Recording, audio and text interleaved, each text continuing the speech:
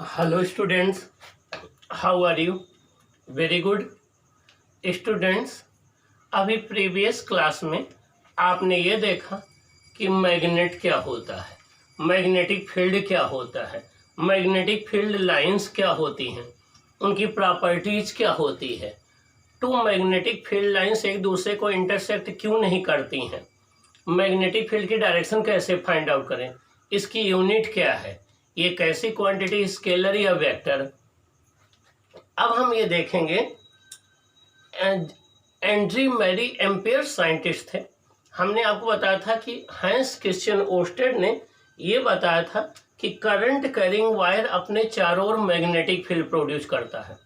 उस magnetic field के विषय में डिस्कशन हम प्रीवियस क्लासेज में कर चुके हैं।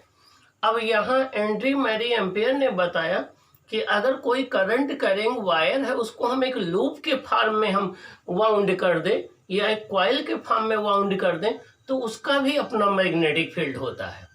अब वो मैग्नेटिक फील्ड कितना होगा, उसकी डायरेक्शन क्या होगी, उसका पैटर्न क्या होगा, उसका मैग्नीट्यूड किस बातों पर डिपेंड करेगा, ये हम डिस्कस करेंगे इस क्लास में। तो अब हम डिस्कस करने चल रहे हैं magnetic field due to a current carrying coil.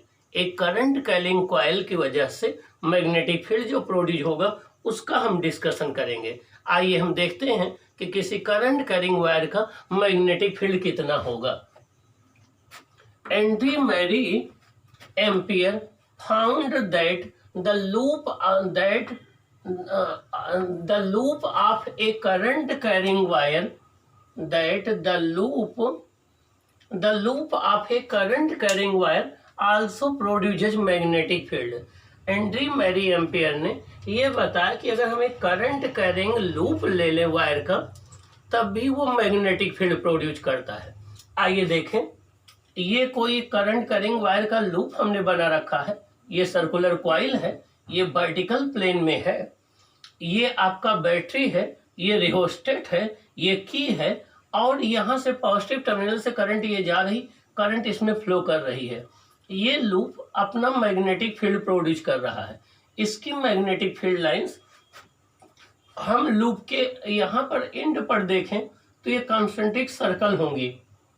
यहाँ पर ये एंटी क्लॉकवाइज हैं, यहाँ पर ये क्लॉकवाइज हैं और जब हम इसके मिड में देखेंगे तो मैग्नेटिक फील्ड लाइंस हमें पैरेलल और आपका ये इक्वी डिस्टेंस दिखेंगी। अगर हम कोई एक कार्डबोर्ड कंसीडर कर लें जो इस वायर के प्लेन के परपेंडिकुलर हो तो उस परपेंडिकुलर प्लेन में इसकी मैग्नेटिक फील्ड लाइंस होंगी और जैसे जैसे हम वायर के यहाँ से सेंटर की तरफ जाएंगे कॉइल के, वैसे वैसे मैग्नेटिक फील्ड इंक्रीज होता जाता है। यहाँ पर मैग्नेटिक फील्ड सबसे स्ट्रांग होता है।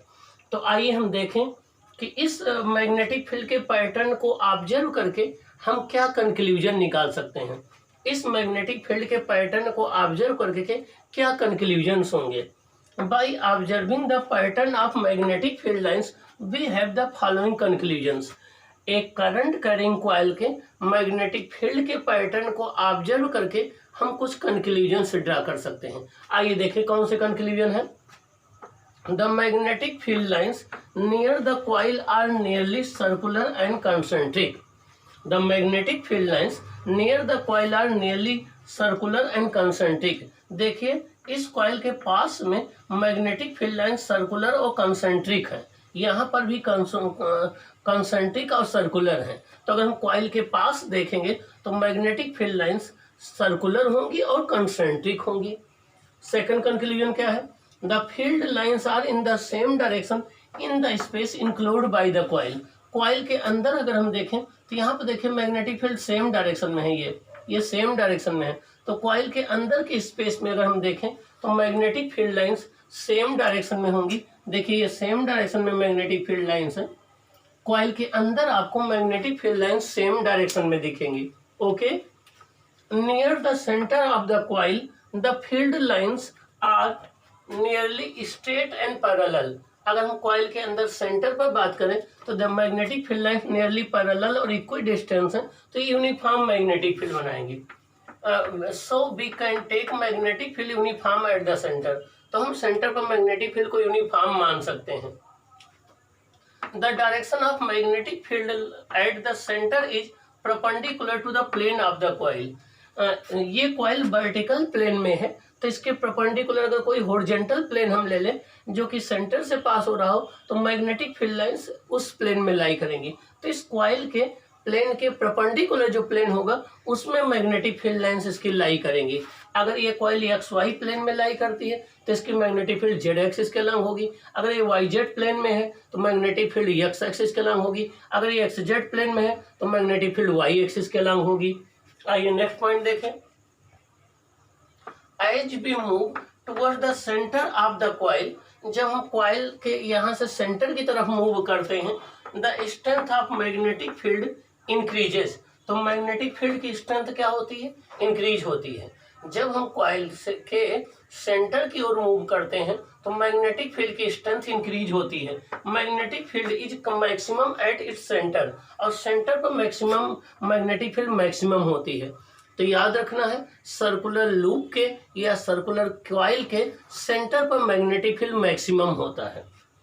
अब हम देखें कि इस कॉइल का जो मैग्नेटिक फील्ड प्रोड्यूस होगा उसका मैग्नीट्यूड किन बातों पर डिपेंड करेगा, मीन्स क्या करने से मैग्नेटिक फील्ड इंक्रीज या डिक्रीज होगा। आइए देखते हैं। Magnitude of magnetic field, magnetic field का मैग्नीट्यूड देखिए। The magnitude of magnetic field at the centre of coil is, magnetic coil के सेंटर पर, मीन्स यहाँ पर बात कर रहे हैं हम, कॉइल का सेंटर ही हो गया, सेंटर को ओ मान ले, तो कॉइल के सेंटर पर जो मैग्नेटिक फील्ड का मैग्नीट्यूड होगा वो आइए देखें किस फैक्टर पर डिपेंड करेगा। Number 1, directly proportional to the current flowing through it, ये कॉइल में जितनी करंट फ्लो कर रही होगी उसके डायरेक्टली प्रोपोर्शनल में होगा। बी, प्रोपोर्शनल आई होगा, मीन्स करंट इंक्रीज कर देंगे तो मैग्नेटिक फील्ड इंक्रीज हो जाएगा, करंट डिक्रीज कर देंगे तो मैग्नेटिक फील्ड डिक्रीज हो जाएगा। बी, प्रोपोर्शनल आई होगा। आइए अब हम देखें सेकंड किस फैक्टर पर डिपेंड करता है। एक तो मैग्नीट्यूड ऑफ द करंट पर डिपेंड करता है, दूसरा किस पर डिपेंड करता है। अब फर्स्ट पॉइंट तो ये था कि किसी इस सर्कुलर कॉइल के सेंटर पर जो मैग्नेटिक फील्ड होगी वो इसमें फ्लो होने वाली करंट के डायरेक्टली प्रोपोर्शनल में होगी। करंट अगर ज़्यादा होगा तो सेंटर पर मैग्नेटिक फील्ड ज़्यादा होगा, करंट अगर कम होगा तो सेंटर पर मैग्नेटिक फील्ड कम होगा। आइए हम सेकंड पॉइंट देखें। B at the centre of the coil is inversely proportional to the radius of the coil. B proportional 1/r है, मीन्स इस सर्कुलर कॉइल के सेंटर पर जो मैग्नेटिक फील्ड होगा वो आर के इनवर्सली प्रोपोर्शनल में होगा। मीन्स रेडियस कॉइल की ज़्यादा होगी तो मैग्नेटिक फील्ड कम होगा, रेडियस कम होगी तो मैग्नेटिक फील्ड ज़्यादा होगा। मीन्स बड़ी कॉइल होगी तो मैग्नेटिक फील्ड कम होगा, छोटी कॉइल होगी तो मैग्नेटिक फील्ड ज़्यादा होगा।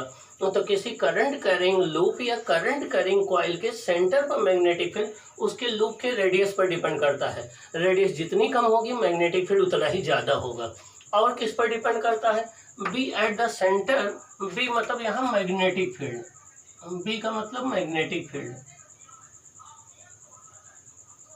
B at the centre is directly proportional to the total number of turns in the coil. इस कॉइल में टोटल नंबर ऑफ टर्न्स कितने हैं उन पर भी डिपेंड करेगा। बी प्रोपोर्शनल एन होगा। अब आप सोच रहे हैं ऐसा क्यों होगा?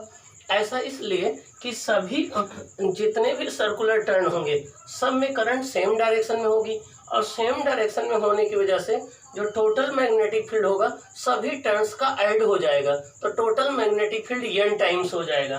This is due to the reason that current in all the circular turns of the coil is in the same direction. इसका रीजन ये है कि सभी सर्कुलर टर्न में करंट सेम डायरेक्शन में है, और तो एक टर्न का जितना मैग्नेटिक फील्ड होगा उसका n टाइम्स हो जाएगा, इसलिए बी प्रोपोर्शनल n हो जाएगा। अब तीनों इक्वेशन को अगर हम कंबाइन कर दें तो बी प्रोपोर्शनल n I/r हो जाएगा। प्रोपोर्शनलिटी हटाएंगे, कांस्टेंट लगाएंगे, बी इक्वल टू के एन I/r आ जाएगा। के की वैल्यू के कांस्टेंट के की वैल्यू μ0/2 लिखते हैं एन I/r, जहाँ μ0 जो है ये कांस्टेंट है, ये कहलाता है permeability of the free space, ये कहलाता है permeability of the free space, और इसकी वैल्यू कांस्टेंट होती है। ये फ्री स्पेस की एक मैग्नेटिक प्रॉपर्टी होती है। तो आपने देखा कि किसी सर्कुलर कॉइल के सेंटर पर मैग्नेटिक फील्ड μ0/2 एन I/r होता है। एक बात और, यहाँ पर n अगर 1 हो जाए, एक सिंगल नंबर ऑफ टर्न्स हो जाए तो उसे सर्कुलर लूप कहते हैं। अगर एक n की वैल्यू 1 हो जाए तो उसे सर्कुलर लूप कहते हैं, और अगर यहाँ नंबर ऑफ टर्न्स n हो तो उसे हम सर्कुलर कॉइल कहते हैं। तो कॉइल और लूप में यही डिफरेंस है। तो ये रहा सर्कुलर कॉइल के सर्कुलर कॉइल के सेंटर पर मैग्नेटिक फील्ड प्रोड्यूस करना। तो अब आपने देखा कि मैग्नेटिक फील्ड हमने दो तरीके से डिस्कस किया। एक करंट करेंग स्ट्रेट वायर का मैग्नेटिक फील्ड जो कि था B = μ0/2 पाई I/R। दूसरा हमने डिस्कस किया magnetic field of a current carrying circular coil जो कि आया B = μ0/2 Ni/R। दोनों का पैटर्न अलग अलग होगा। अब हम इस सर्कुलर कॉइल के मैग्नेटिक फील्ड की डायरेक्शन देखेंगे कि इसकी डायरेक्शन क्या होगी, किस डायरेक्शन में ये होगा। डायरेक्शन की हम बात करते हैं। ओके, आइए देखते हैं डायरेक्शन क्या होगा इसका। आइए हम देखें कि सर्कुलर कॉइल के सेंटर पर जो मैग्नेटिक फील्ड होगा B = μ0 Ni/R, इसकी डायरेक्शन कैसे फाइंड आउट करें। डायरेक्शन के विषय में डिस्कस करेंगे। डायरेक्शन ऑफ मैग्नेटिक फील्ड, इसको क्लॉक रूल से फाइंड आउट करते हैं। आइए देखें क्लॉक रूल क्या है। देखिए, ये आपकी करंट कैरिंग कॉइल है। जिस तरफ से हमें देखने पर करंट एंटी क्लॉकवाइज में दिखेगी, जिस तरफ से हमें देखने पर करंट एंटी क्लॉकवाइज दिखेगी वो नॉर्थ पोल की तरह बिहेव करेगा, तथा जिस फेस से देखने पर हमें करंट क्लॉकवाइज दिखेगी वो साउथ पोल की तरह बिहेव करेगा। और सेंटर पर मैग्नेटिक फील्ड कॉइल के अंदर साउथ से नॉर्थ होता है।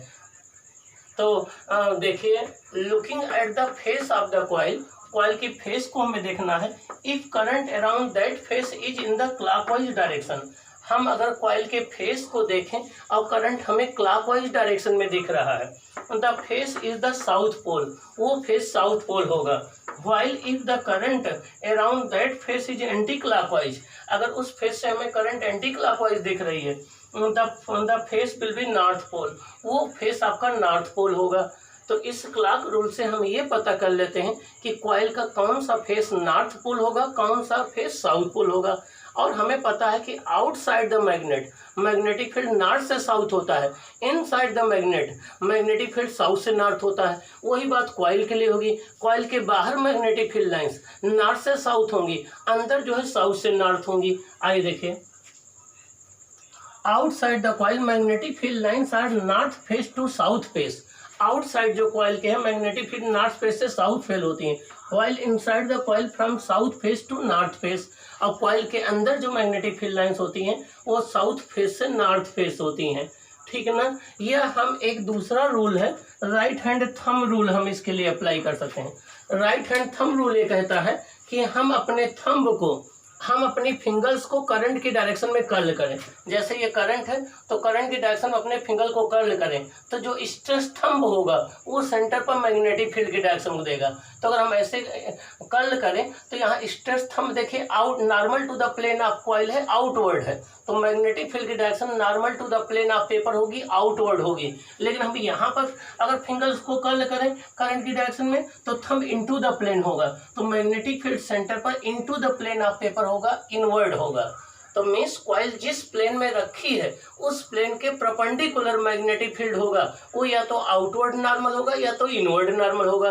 अगर हम अपने फिंगर्स को करंट की डायरेक्शन में जो है वो कर्ल करने पर करंट एंटी क्लॉकवाइज डायरेक्शन में है तो मैग्नेटिक फील्ड सेंटर पर आउटवर्ड नॉर्मल होगा into the plane of perpendicular to the plane of paper. और अगर फिंगर्स को कर्ल करने पर करंट क्लॉकवाइज है, thumb into the plane of normal है, तो मैग्नेटिक फील्ड सेंटर पे into the plane of paper होगा, इनवर्ड होगा। आइए देखें ये क्या कहता है। If we curl our fingers in the direction of current, अगर हम अपनी फिंगर्स को करंट की डायरेक्शन में कर्ल करें, the stressed thumb, stressed thumb मतलब ये, स्ट्रेस्ड थंब मतलब ये, stressed thumb gives the direction of magnetic field at the centre of the coil. अगर हम अपनी फिंगर्स को जो है करंट की डायरेक्शन में कर्ल कर लें तो जो स्ट्रेस्ड थंब होगा वो मैग्नेटिक फील्ड की डायरेक्शन को देगा। इफ करंट इज क्लॉकवाइज, अगर करंट क्लॉकवाइज होगी, magnetic field is perpendicular to the plane of paper inward, उस केस में मैग्नेटिक फील्ड जो है वो perpendicular to the plane of paper होगा, इनवर्ड होगा। जैसे यहाँ पर मैग्नेटिक फील्ड की डायरेक्शन ये होगी, सेंटर पर ये होगी। आगे if current is anticlockwise, अगर करंट एंटी क्लॉकवाइज है, magnetic field is perpendicular to the plane of paper outward. अगर करंट एंटी क्लॉकवाइज है तो magnetic field perpendicular to the plane of paper होगा, आउटवर्ड होगा। ओके, तो सबसे पहले ये देखना है कि कॉइल किस प्लेन में रखी गई है। जिस प्लेन में रखी गई उस प्लेन के परपेंडिकुलर मैग्नेटिक फील्ड होगा, और आउटवर्ड तब होगा जब करंट क्लॉकवाइज आपको आउटवर्ड तब होगा जब करंट एंटी क्लॉकवाइज दिख रही हो, और इनवर्ड नॉर्मल होगा जब करंट क्लॉकवाइज दिख रही हो। तो ये रूल है किसी करंट कैरिंग कॉइल के मैग्नेटिक फील्ड फाइंड आउट करने का। ओके, तो आपने देखा कि करंट कैरिंग कॉइल खुद अपना एक मैग्नेटिक फील्ड प्रोड्यूस करती है, जिसका मैग्नेटिक फील्ड B = μ0 Ni होता है, जिसकी मैक्सिमम वैल्यू उसके सेंटर पर होती है, और जिसकी डायरेक्शन वो इस बात पर डिपेंड करती है करंट एंटी क्लॉकवाइज है या क्लॉकवाइज है। जिधर से देखने पर आपको करंट एंटी क्लॉकवाइज दिखेगी वो फेस नॉर्थ पोल होगा, जिधर से देखने पर क्लॉकवाइज दिखेगी वो साउथ पोल होगा। Magnetic field inside the coil centre पर साउथ से नॉर्थ होगा, आउटसाइड नॉर्थ से साउथ होगा। ओके, तो ये रहा क्लॉक रूल या राइट हैंड थंब रूल, जिसके हेल्प से आप मैग्नेटिक फील्ड की डायरेक्शन को किसी करंट कैरिंग जो है